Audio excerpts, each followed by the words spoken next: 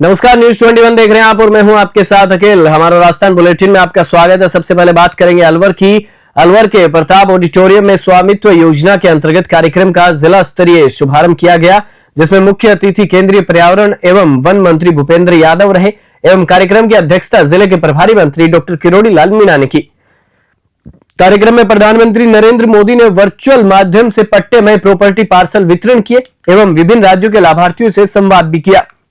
जिला स्तरीय कार्यक्रम के नोडल अधिकारी जिला परिषद के मुख्य कार्यकारी अधिकारी रामस्वरूप चौहान रहे। अलवर से प्रदीप गोयल की रिपोर्ट। केंद्रीय विधि एवं न्याय मंत्री अर्जुन राम मेघवाल शनिवार को बीकानेर पहुंचे। केंद्रीय मंत्री ने कहा कि 2020 में स्वामित्व योजना शुरू हुई थी, जिसमें गांव में ये भूमि किसकी है, इसके अंतर्गत ड्रोन से व अन्य संसाधनों से पता लगाकर पट्टा वितरण का कार्यक्रम पारदर्शिता से किया गया। इसमें विवादों में कमी आएगी, इसे मैं बहुत अच्छी योजना मान रहा हूं। पत्रकारों से बातचीत में केंद्रीय विधि मंत्री ने क्या कुछ जानकारी दी, देखिए बीकानेर से लोकेश बोहरा की रिपोर्ट में। हाँ, देखिए, ये जो वेतन आयोग का गठन का विषय है वो कैबिनेट की बैठक में 8वें वेतन आयोग की मंजूरी दी है और आयोग का जब गठन होगा उसके बाद निश्चित रूप से जो मिनिमम लेवल है वो भी अप होगा, जो मैक्सिमम लेवल है वो भी अप होगा। तो जो सरकारी कर्मचारी अधिकारी हैं उनकी तनख्वाहें भी बढ़ेगी। तो आप सही कह रहे हैं कि वो जो पैसा है वो बाजार में कहीं न कहीं रूट होगा, कंजम्पशन में रूट होगा, कहीं न कहीं आएगा। तो जो जीडीपी है वो जीडीपी को बढ़ाने में इसमें योगदान भी होगा। और ये समय समय पे वेतन आयोग के विषय जो है आते रहते हैं। अभी नरेंद्र मोदी जी ने बहुत अच्छा निर्णय लिया है कि समय पे ही 8वें वेतन आयोग के गठन की मंजूरी कैबिनेट से करवा दी है। खेड़ली कस्बे में शुक्रवार देर रात 9 बजे इटामड़ा भुसावर से दुल्हन लेकर लौट रहे बारातियों पर हिंडौन रोड खेड़ली अस्पताल के समीप भड़बूजा गज्जक वाले परिवार का गाड़ी साइड में लेने को लेकर बारातियों से विवाद हो गया, जिसमें झगड़ा इतना बड़ा कि बारातियों में आधा दर्जन लोगों को चोटें आई, जिन्हें खेड़ली अस्पताल पहुंचाया गया। वारदात के बाद घायल बारातियों ने क्या कुछ कहा, देखिए खेड़ली से अखिलेश शर्मा की रिपोर्ट में। देखो साहब, हम दुल्हन लेके आ रहे थे, ये करीब 8:45 बजे की घटना है। इटामड़ा भुसावर से हम दुल्हन लेके आ रहे थे तो इनकी दुकानों के सामने कई बाइक खड़ी हुई थी इनकी। इन्होंने एक जने अखेराम ने उतर के और उनको बोला कि बाइक साइड में हटा लो। इतने में उन्होंने सभी ने ड्रिंक कर रखी थी। तू कौन होता है ये, तू तड़ाक होके, और उन्होंने तो लाठी बाटा जंग कर दी। जैसे ही ऊपर कुछ लेडीज ऊपर चढ़ गई थी, उन्होंने भी पत्थर मारे, जिनसे कई लोगों के सर में भी चोट है। कितने लोग करीब घायल हुए हैं? कम से कम 5-7 लोग हैं जिनके सिर में चोट आई है और घायल हैं। कुछ नहीं, हम शादी में से आ रहे थे गाड़ी में। कहाँ से आ रहे थे? भुसावर से सामने। और हमारी गाड़ी जैसे उसके सामने एक गाड़ी लगी हुई थी, तो हम उसको हटवाने के लिए बोल रहे थे कि भाई साहब इसको हटा लो आप। तो उन्होंने बोला, बोल कौन सी जल्दी हो रही है आपको? हाँ। तो मैंने ही बोला, मैंने कि जल्दी नहीं है, लेकिन थोड़ा एक साइड में कर लो। तभी वो आए, उन्होंने कुछ ड्रिंक कर रखी थी। कितने लोग थे? 6-7 जने थे। वो 2-3 दुकानें थी, वो सारे आए थे। और जो दुल्हन थी उसका गहना छीनने की कोशिश की उन्होंने। केंद्रीय मंत्री भूपेंद्र यादव ने मुख्यमंत्री रोजगार उत्सव को लेकर भारतीय जनता पार्टी कार्यालय अलवर में प्रेस वार्ता का आयोजन किया। पत्रकारों से रूबरू होते हुए केंद्रीय वन मंत्री ने क्या कुछ जानकारी दी, देखिए अलवर से प्रदीप गोयल की रिपोर्ट में। लेकिन कांग्रेस का ढोंग जो है वो इस देश की जनता को समझ में आ रहा है। और अब देखो टेक्नोलॉजी का कितना विकास है कि आज हम ग्रामीण प्रधानमंत्री आवास योजना, शौचालय योजना को तो पूरा कर ही रहे हैं, स्वामित्व योजना जैसी विषयों को चला रहे हैं। और एक गरीब का बेटा जब मुख्यमंत्री बनता है, प्रधानमंत्री बनता है, और एक पार्टी का कार्यकर्ता जब प्रधानमंत्री नरेंद्र मोदी जी के नेतृत्व में प्रदेश की बागडोर संभालता है, तो युवाओं के लिए रोजगारों के अवसरों को किस प्रकार से खड़ा ही नहीं करता है, उसको बहुत त्वरित गति से जमीन पे लाते हुए दिखाता है। ऐसा कार्य हमारे मुख्यमंत्री भजन लाल जी ने किया है। आज हमारे सांसद खेल उत्सव भी चल रहे हैं। 6, 7, 8, 9 को इसका फाइनल भी होगा और 9 तारीख को अलवर टाइगर मैराथन का हम आयोजन कर रहे हैं। आप सभी को पूरी जानकारी मिल रही है। आप सबका बहुत बहुत धन्यवाद। मंत्री जी, आपने पूर्ण तरीके से देखती है, शुरू हुआ है तो नंबर आएगा सब। मंत्री जी, मैं 1 साल पूरा हो गया जी, अभी तो आपने कुछ दिनों पहले बधाई दी थी कि 54,000 बीघा जमीन जो फॉरेस्ट के नाम पे नहीं, वो फॉरेस्ट के नाम पे लिया है। तो मैं डेवलपमेंट जो मुख्य प्रॉब्लम्स है वो बताइए, वो किया है, कुछ अच्छा किया है, तो ये मैं नहीं कर रहा नेगेटिव है। आप जो कहते हो वो तो मैं सलाह के नाते मानता हूँ, आपकी सारी सलाह। ना सलाह नहीं है सर, रिक्वेस्ट है, रिक्वेस्ट। अरे आप हमारे वरिष्ठ पत्रकार हैं, आपकी सलाहों पे मैं विस्तार से जवाब ये कर दो सर, ये कर दो। आज मैं जो बोलने आया हूँ, मैं स्वामित्व योजना का जो आज शुभारंभ हो रहा है, खेल उत्सव, मुख्यमंत्री जी ने जो 13,000 नौकरियों का वितरण किया है, और स्टार्टअप को जो 9 साल पूरे हुए उस पर बोला है। सारे सब्जेक्ट एक साथ बोलूंगा तो अलवर वाले कहेंगे नहीं, आगे रख लो कभी। हाँ सरिस्का, आगे रख लो, केवल सरिस्का, केवल सरिस्का। हाँ, और हम सारे एक साथ सरिस्का पे चलते हैं। हाँ बिल्कुल। मंदिर की दिल्ली भारतीय जनता पार्टी सरकार बनाने तो वहाँ क्या केजरीवाल ने जाट आरक्षण का मुद्दा रखा है कि भाजपा वहाँ देने जाएगी? केजरीवाल जी क्या रखते हैं, केजरीवाल जी की माया केजरीवाल जी जानते हैं, लेकिन दिल्ली इस माया के मोह जंजाल से मुक्त होना चाहते हैं।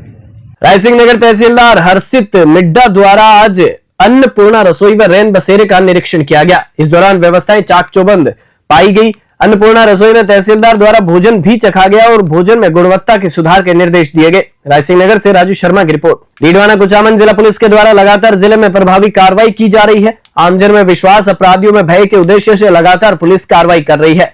एसपी हनुमान प्रसाद मीणा ने बताया कि 1 दिवसीय एरिया डोमिनेशन अभियान के तहत 36 पुलिस टीमों ने 157 जगह पर दबिश देकर टॉप 10 में चिन्हित 3 वांछित अपराधियों सहित 4 को गिरफ्तार कर लिया है।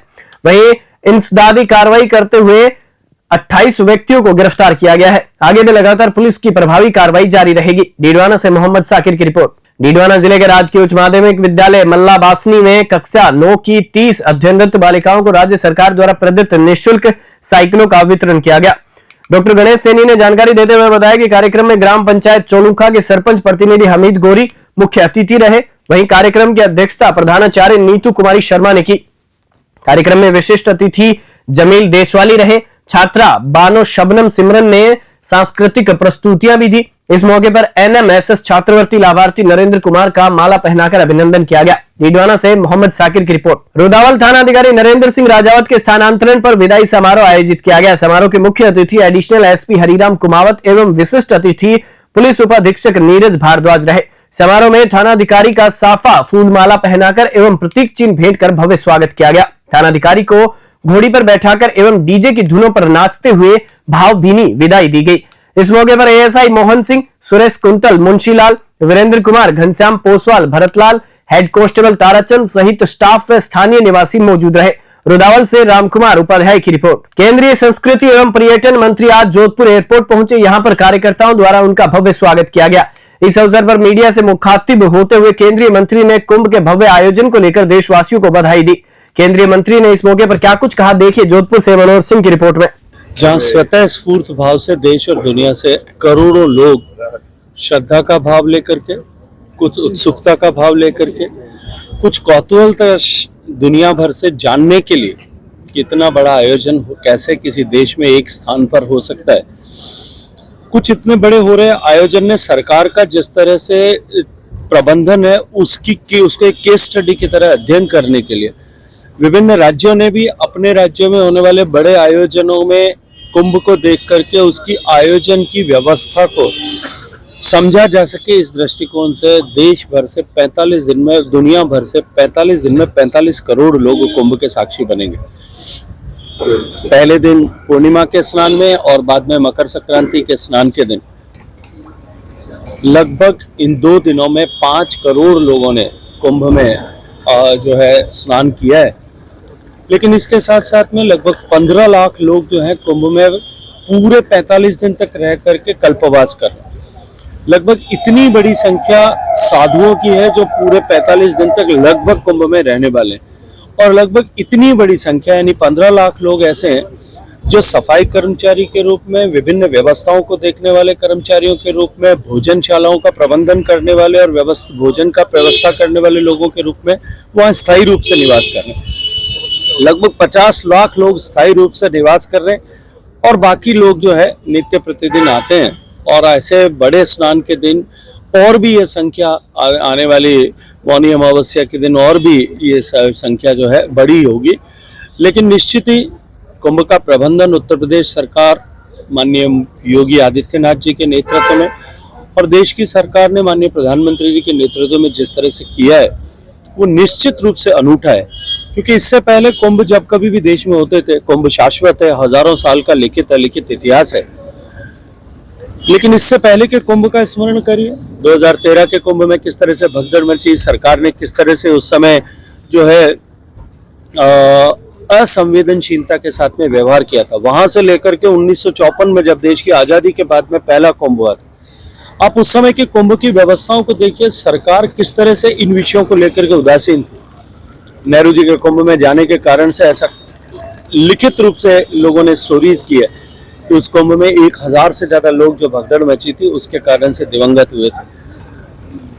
लेकिन अब क्योंकि सरकार हमारी विरासत का संरक्षण करने और विरासत का सम्मान करने वाली सरकार है, इसलिए निश्चित रूप से इस बार के कुंभ की व्यवस्थाएं जो है पहले से बहुत बेहतर, अच्छी और निश्चित रूप से व्यवस्थाओं को देखने और समझने के योग्य है। सवाई माधोपुर स्थित ऐतिहासिक हमीर सर्किल इन दिनों बदहाली का शिकार हो रहा है। भले ही सवाई माधोपुर स्थापना दिवस के कार्यक्रम के चलते सर्किल को ऊपर से सजा दिया गया हो, लेकिन सर्किल पर हो रही टूट फूट को नजरअंदाज नहीं किया जा सकता है। ऐसे में जिला प्रशासन नगर परिषद की कार्य प्रणाली साफ उजागर होती नजर आ रही है। आखिर रणथंभौर में देश विदेश से आने वाले पर्यटक क्या ही संदेश लेकर जाते होंगे। इस नजारे के बाद यह साफ दिख रहा है कि ऐसे में जिले की छवि बिगाड़ने के पीछे कौन जिम्मेदार है, यही सबसे बड़ा सवाल जनता पूछ रही है। सवाई माधोपुर से राकेश अग्रवाल की रिपोर्ट। खबर खाजूवाला के 42 केवाईडी से, जहां नहर के अंतिम छोर पर किसानों का पड़ाव जारी है। हाड़ कंपा देने वाली इस ठिठुरती ठंड में किसानों का अनिश्चितकालीन धरना दूसरे दिन भी जारी रहा। केवाईडी नहर की आरडी 145 पर पिछले 2 दिन से किसान अनिश्चितकालीन धरने पर बैठे हैं, लेकिन सिंचाई विभाग का कोई भी अधिकारी इनकी सूद लेने नहीं पहुंचा है। किसान नहर व माइनर के मोगों का दुरुस्तीकरण करने की मांग कर रहे हैं। सर्द हवाओं के बीच भारतीय किसान संघ के नेतृत्व में धरना प्रदर्शन कर रहे हैं। इस दौरान किसानों ने क्या कुछ कहा, देखिए खाजूवाला से डीपी चौधरी की रिपोर्ट में। हमारी प्रमुख मांगे है केवाईडी की जितने भी मोगे और माइनर है, हाँ जी, उन मोगों को पी फार्म से लगाया जाए, माइनरों का दुरुस्तीकरण किया जाए, हेडों का उनको सही किया जाए। हमने प्रशासन को 16/12 को ज्ञापन दिया, उनको 1 महीने का समय दिया था। 23 तारीख को हमने समय दिया, 23 तारीख को एक्शन ने कहा मैं नहीं आया हूँ, एक बारी आपकी बात को देख लूँ। 23 तारीख बाद में आज हमने 17 तारीख को हमने धरना लगाया उनको इंतजार करके। हम इस हिसाब से भी मिले हैं पर हमारी बात की कोई सुनाई नहीं हुई है। वो एक ही कह रहे हैं कि ऊपर से राजनीतिक दबाव है। तो हमारा जब तक ये दोनों मुख्य मांगे हल नहीं होंगी, केवाईडी के सभी जितने माइनरों के हेड हैं और केवाईडी के जितने मोगे पी फार्म से नहीं लगे, हमारा धरना जारी रहेगा। तारानगर के अपर जिला एवं सेशन न्यायाधीश संतोष कुमार मीणा व सिविल न्यायाधीश अजय दीप सिंह ने आमजन को कानून के बारे में जागरूक करने वाली मोबाइल वैन को हरी झंडी दिखाकर रवाना किया। एडीजी ने बताया कि उक्त मोबाइल वैन 2 दिन तक क्षेत्र के गांवों में रहेगी। वैन द्वारा जन जागरूकता कार्यक्रम आयोजित किए जाएंगे, जिसमें बाल विवाह रोकथाम, वृक्षारोपण, नालसा स्कीमों एवं कानून के बारे में जानकारी दी जाएगी। तारानगर से बुधराम वर्मा की रिपोर्ट। अलवर सदर थाना पुलिस ने थाने में खाना बनाने वाली लांगरी की बेटी की शादी में 1,11,100 रुपए का मायरा भात भरकर मानवता का अनूठा संदेश दिया है। तेज सिंह नामक व्यक्ति पिछले 35 साल से सदर थाने में लांगरी का काम कर रहा है। मायरे की रस्म के दौरान अतिरिक्त पुलिस अधीक्षक ग्रामीण प्रियंका रघुवंशी सहित थानाधिकारी सदर अरुण पुनिया और तमाम स्टाफ मौजूद रहे। लांगरी के परिवार की आंखों में खुशी के आंसू नजर आए। सभी पुलिस कर्मियों ने मिलकर परिवार की जरूरत का सामान भी दिया। पुलिस का यह मानवीय चेहरा जनता के सामने लाना हमारी अहम जिम्मेदारी है। अलवर से प्रदीप गोयल की रिपोर्ट। जयपुर अजमेर हाईवे पर 20 दिसंबर को हुए एलपीजी ब्लास्ट के 1 महीने बाद आज वो खतरनाक कट बंद कर दिया गया है। अजमेर और किशनगढ़ से आने वाले ट्रैफिक जो रिंग रोड दक्षिण पर जा रहा है को महिंद्रा सेज 200 फीट रोड पर डाइवर्ट किया गया है। बीते 20 दिसंबर को इसी कट की वजह से यहां एलपीजी टैंकर में टक्कर के बाद गैस लीक हुई थी। इसके बाद पूरे हाईवे और आसपास के इलाकों तक आग फैली थी। 20 लोग जिंदा जल गए थे, दर्जनों लोग झुलस गए थे, बड़ी संख्या में गाड़ियां भी जल गई थी। जयपुर से ब्यूरो रिपोर्ट। नागौर हाईवे पर आज अचानक एक ढाबे में शॉर्ट सर्किट से दोपहर को आग लग गई। आग से ढाबे में रखा किराने का सामान जलकर खाक हो गया। ढाबे के मालिक हुसैन खान ने कहा कि पूरे मामले की पड़ताल होने के बाद ही नुकसान की जानकारी सामने आएगी। फलोदी से अशोक कुमार पूनिया की रिपोर्ट। बुलेटिन में फिलहाल इतना ही। आप देखते रहिए News 21।